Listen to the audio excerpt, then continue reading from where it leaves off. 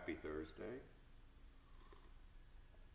I know it doesn't feel happy. Here I am in a semi-dark, kind of dreary auditorium sitting next to Joy. That's what we were going to talk about today. I have a complicated relationship with joy. Of all of the Advent themes of hope and joy and peace and love, it depends on the day. I have varying relationships with them, but joy is really a difficult one because I can feel joy when things are going great, which is probably more happiness than joy, and we've had that conversation before. But when things are tough or they're discouraging or we're really wrestling with some things that feel bigger than I'm able to handle, or even feel like God's able to handle with me, this escapes me. I posted a comment on my Facebook page, what's today, Thursday, Tuesday, about joy, and had a little bit of an interesting conversation, but Lamar posted an interesting thing from something that he had read that said, this person's perspective was joy was resistance against despair, which I really like because resistance is something that doesn't just happen. Like you're not in this really tough place and then you just resist in the moment. And I like the word resistance. It satisfies kind of the rebellious side of me. Whether you're a Star Trek person or a Star Wars person, resistance is a great word. If you're Star Wars, you join the resistance, right? And something that you're a part of. If you're a Star Trek person, and this is an uber deep dive, you remember the Borg, and you will be assimilated, and yes, you're finishing it. Resistance is futile. So resistance is something that doesn't just happen. You're not in the moment and things are tough and you resist. Resist is a choice that you make prior to that situation, and then you are part of the movement. Several days ago, we celebrated the anniversary of Rosa Parks refusing to give up a seat at the front of the bus. And the more you study history, and a lot of times this wasn't taught, you realize that that wasn't a one-time choice. She just didn't decide in the moment because she was tired not to move to the back of the bus. That this resistance had been planned for months or even years, and there was a preparation for that moment that when it came, you were able to stand against it.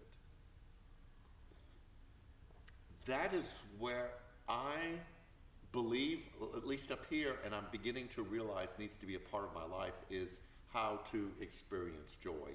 It's not in the moment when things are going really tough that you try to choose joy, like, I'm going to be joyful. It doesn't work that way, and you've probably tried it, and you've been as frustrated and had this complicated relationship with joy like I do.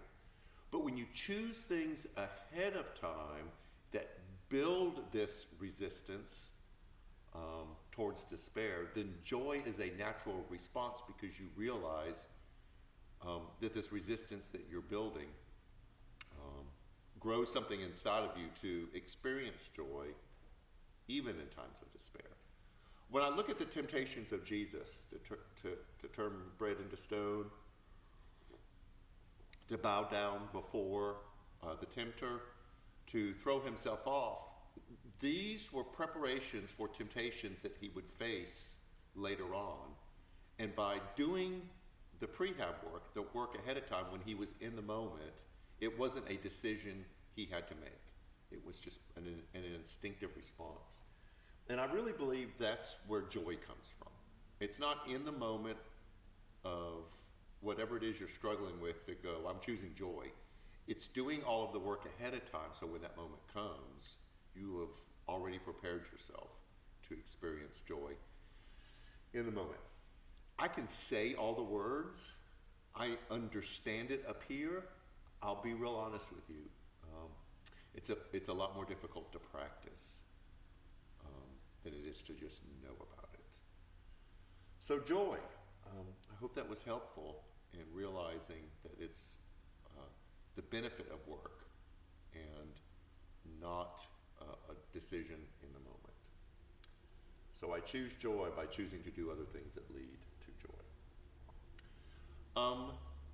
We are moving closer to Christmas. We're moving through Advent. This Sunday, we're talking about Prince of Peace and peace. It'll be a great conversation. We've had great conversations since we've entered Advent. In Man Cave, and After Party, I know there's been little pockets of conversations from that, and we hope that you join us. This Saturday is bell ringing. If you signed up for bell ringing, please honor your time and make sure that you show up on time to honor the person who was ringing before you. If you don't remember your time, just call the church office and we will remind you. Your gifts for the Giving House are due this Sunday. Please bring them and wrapped and with your tag so we can record that you returned it. There's a lot of other stuff going on. Just check out all the social medias. Subscribe on YouTube, like us on Facebook, mash the buttons, as they say, so you can keep up with everything that's going on. Choose joy by joining the resistance.